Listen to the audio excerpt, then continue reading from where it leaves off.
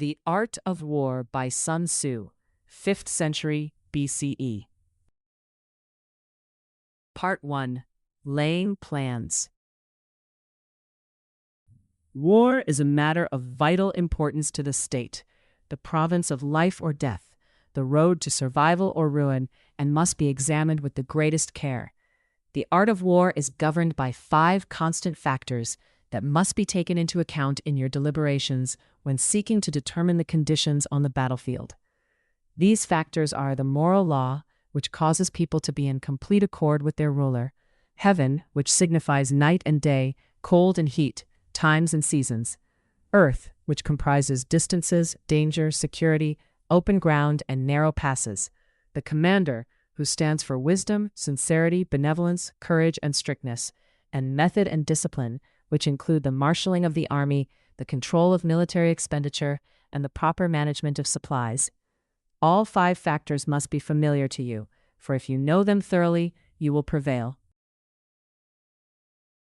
The art of war teaches you to assess the situation by asking 7 fundamental questions before engaging in conflict. Which of the 2 sovereigns is most imbued with the moral law? Which of the 2 generals has the most ability?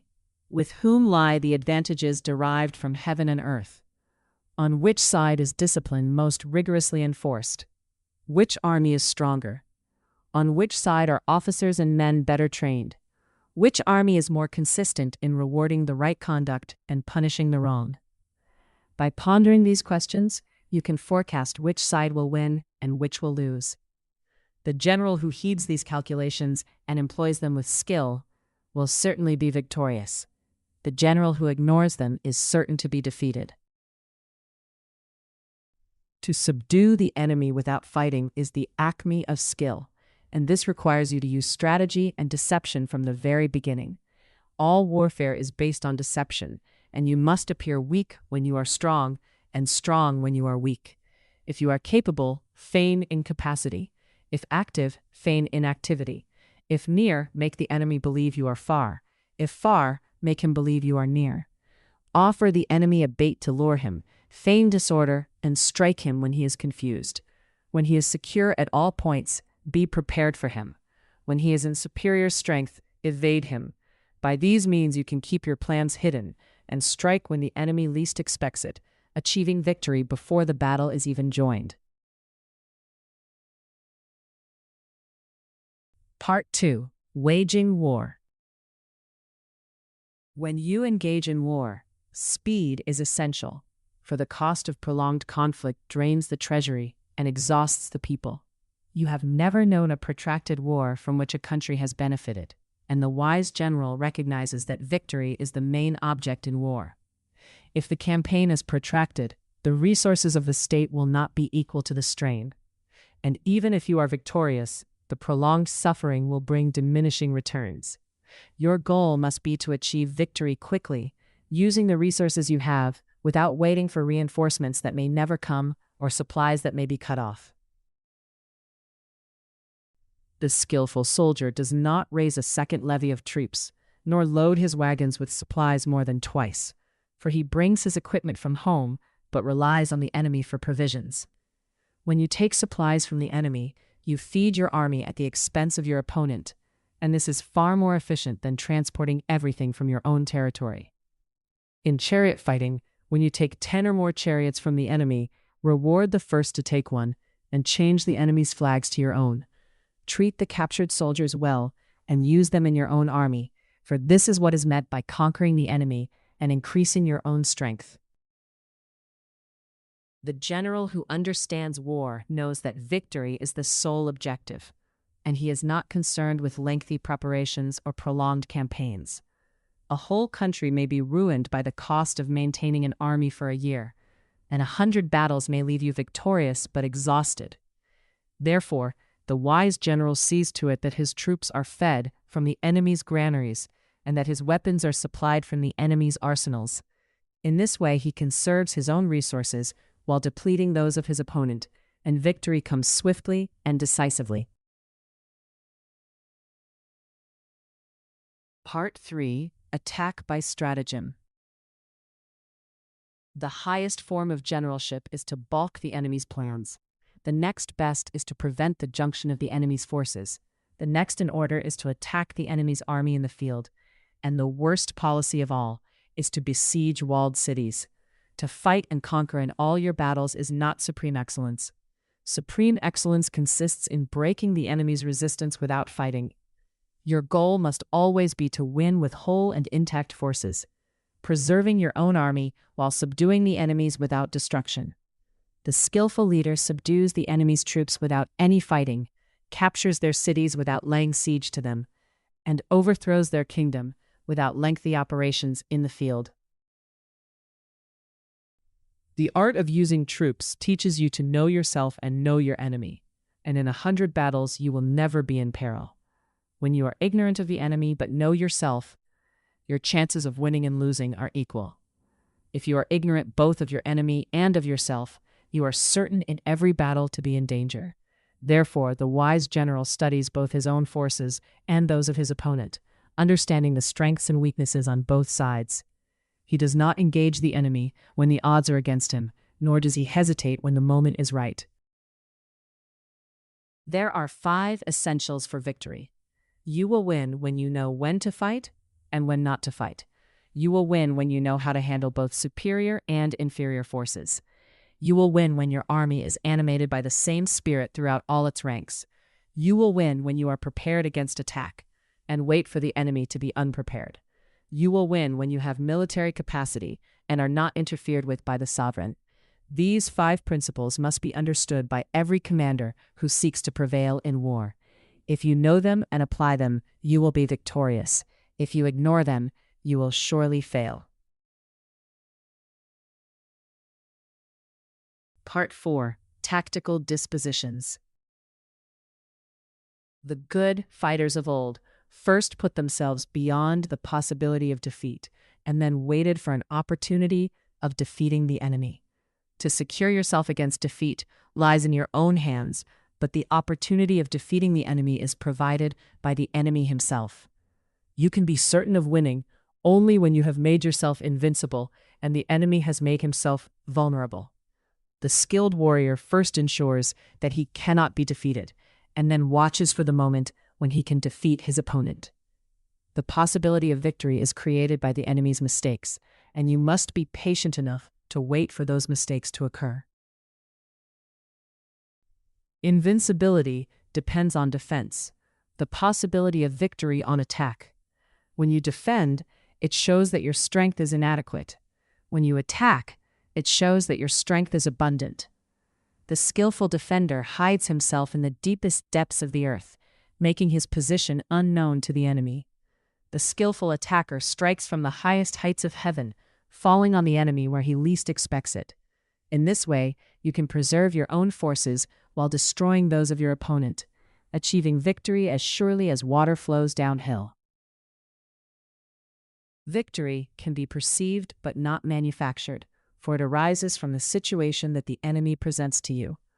The skillful warrior does not rely on the enemy's not coming, but on his own readiness to meet him, not on the enemy's not attacking, but on his own position that cannot be attacked. Therefore, the victorious general seeks battle only after the victory has been won, while the defeated general fights first and then seeks victory. The wise commander cultivates the moral law and adheres to method and discipline, making victory certain before he ever engages the enemy. Part 5. Energy.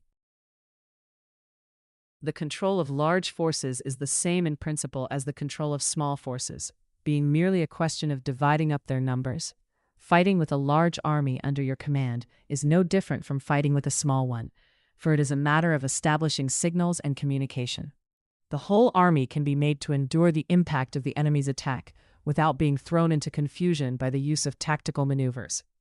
The direct and the indirect lead on to each other in turn, and it is like moving in a circle with no beginning and no end. Who can exhaust the possibilities of their combination? The impact of your army must be like a grindstone dashed against an egg, an application of strength to weakness. In all fighting, the direct method may be used for joining battle, but indirect methods will be needed to secure victory. The indirect tactics are infinite in their variety, like the notes of music or the colors of the rainbow.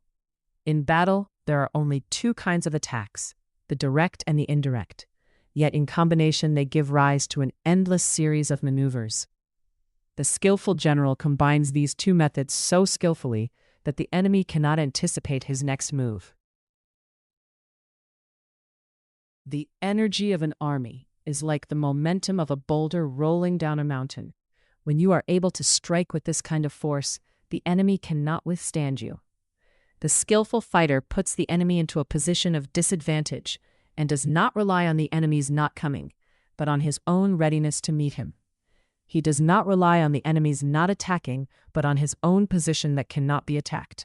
Therefore, he is able to maintain his own strength while exhausting that of his opponent, and victory comes as naturally as water flowing downward. Part 6. Weak Points and Strong. Whoever is first in the field and awaits the coming of the enemy will be fresh for the fight. Whoever is second in the field and has to hasten to battle will arrive exhausted. The skillful commander brings the enemy to the field of battle and is not brought there by him. You must be able to entice the enemy with some apparent advantage, causing him to leave his position and come to you. If you offer the enemy a bait, he will seize it.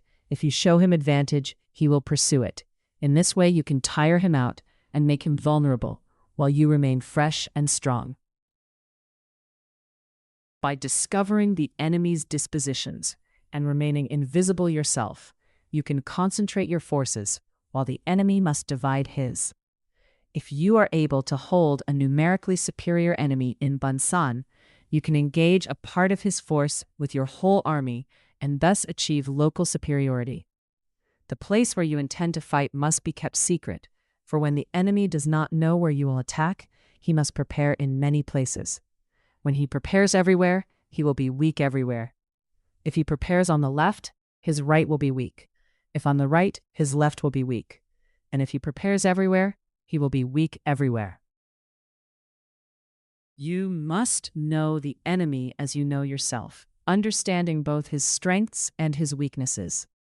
Numerical weakness comes from having to prepare against possible attacks, while numerical strength comes from forcing the enemy to prepare against many possible attacks.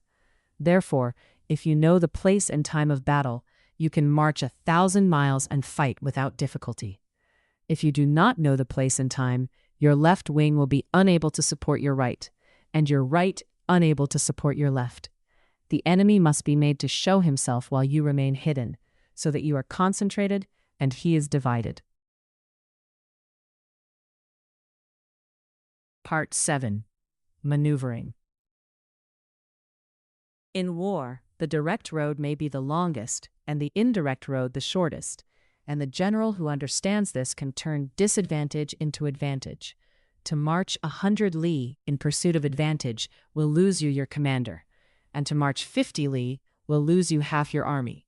Therefore, you must weigh the advantages and disadvantages before moving, considering both the gains to be made and the risks to be run. The skillful general does not move without purpose, nor does he fight without advantage. He considers the situation carefully before committing his forces. The army must not be allowed to be without supplies, for an army without supplies will soon be defeated. When you capture booty from the enemy, it must be used to reward your soldiers and keep them motivated. Treat the captured soldiers well and incorporate them into your own forces, for this strengthens you while weakening the enemy. The management of an army is like the management of a fish, which must be handled gently or it will slip away. You must be firm yet flexible, strict yet fair, so that your soldiers will follow you willingly into battle. The general who understands maneuvering can turn disadvantage into advantage and advantage into victory. He knows when to advance and when to retreat, when to fight and when to avoid battle. He is not swayed by anger or fear, but acts according to the situation. When he sees the way to victory, he advances. When he sees that victory is impossible, he withdraws. In this way, he preserves his army and achieves his objectives, while the enemy is left confused and defeated. Part 8. Variation in Tactics.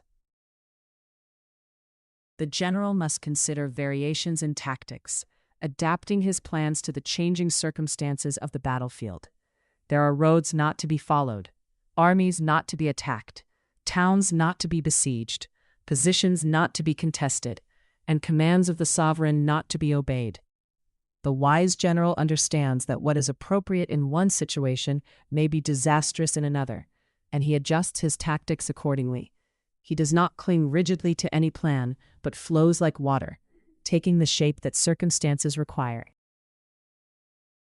The general who does not understand the dangers inherent in the use of his army cannot understand the advantages either.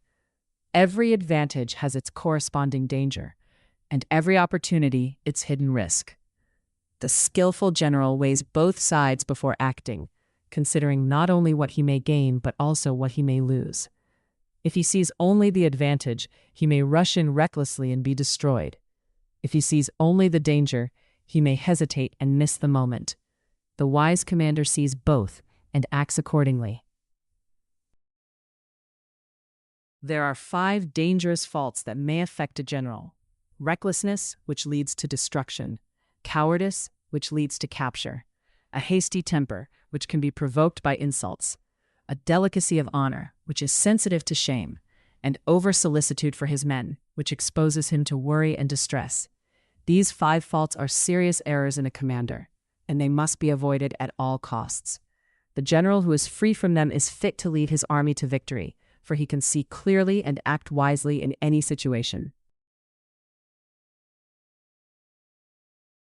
Part 9. The Army on the March. When you take up a position, you must observe the ground carefully and note the signs that reveal the enemy's condition. When the enemy is near and remains quiet, he is relying on the natural strength of his position. When he keeps aloof and tries to provoke a battle, he is anxious for the other side to advance. When his troops lean on their weapons, they are famished. When drawers of water drink first, they are thirsty. When the enemy sees an advantage, but does not advance to seize it, he is fatigued. These signs reveal the enemy's condition and must be carefully noted. Birds rising in flight indicate an ambush. Startled beasts indicate an attack. Dust spurting upward in straight columns indicates the approach of chariots. When it hangs low and spreads wide, foot soldiers are approaching. Low-lying and broad clouds of dust indicate that the enemy is gathering firewood. When they rise high and are scattered, they are making camp. By observing these signs, you can anticipate the enemy's movements and prepare accordingly, striking when he is vulnerable and withdrawing when he is strong. When you question spies and informants, you learn the enemy's plans. When you observe nature, you learn his condition. The wise general uses all available information to form his plans, leaving nothing to chance. He does not despise the enemy, no matter how weak he appears, for even the smallest opponent can cause great harm if underestimated. He does not fear the enemy, no matter how strong, for strength can be overcome with skill and cunning. In all things he remains calm and observant, ready to act when the moment is right. Part 10. Terrain. There are 6 kinds of terrain, each requiring a different approach. Accessible ground, which both sides can traverse equally, requires you to occupy the sunny heights and ensure your supply routes are secure. Entangling ground, which is easy to leave but hard to return to, requires you to attack quickly before the enemy can prepare.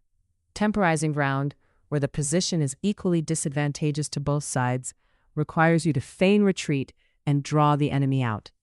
Narrow passes must be occupied first and strongly held. Precipitous heights must be taken before the enemy. Positions far from the enemy require you to avoid battle if his strength is equal to yours.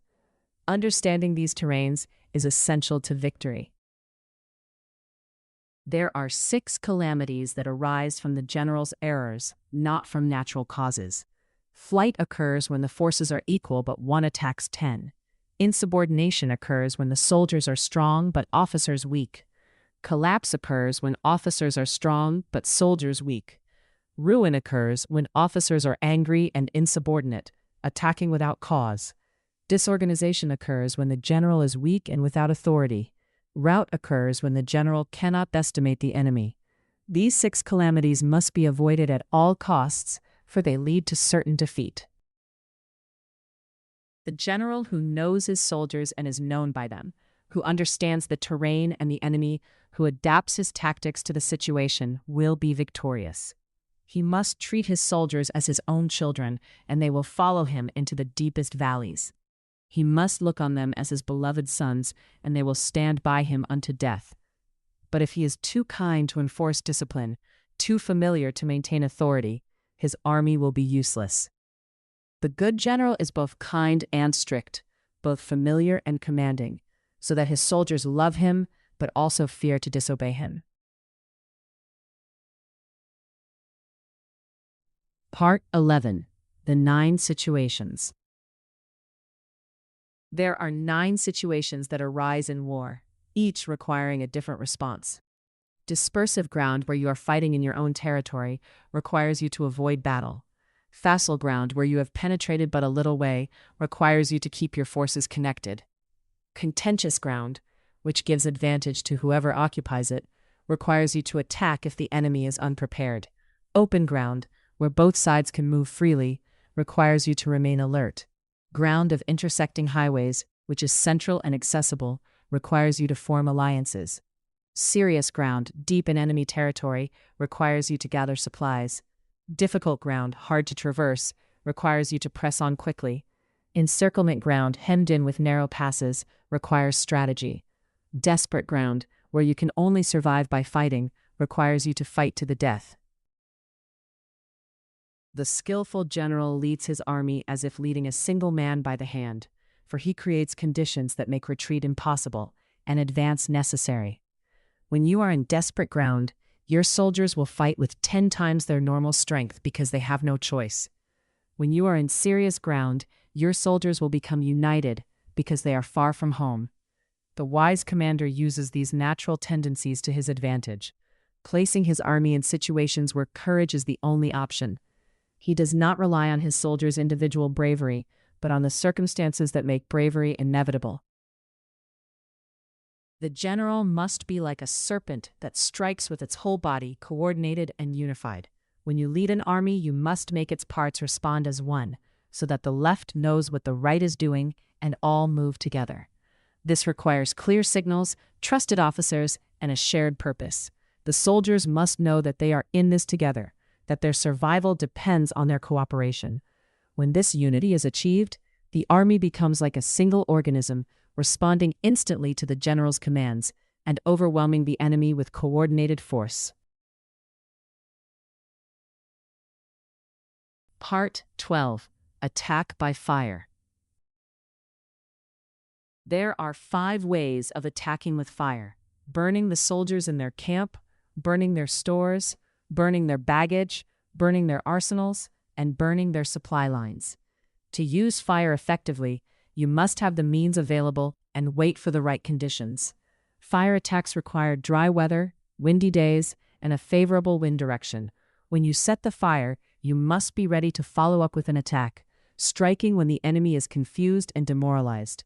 If you set a fire but the enemy remains calm, wait and do not attack. If the wind blows during the day, it will die down at night, and you must adjust your plans accordingly.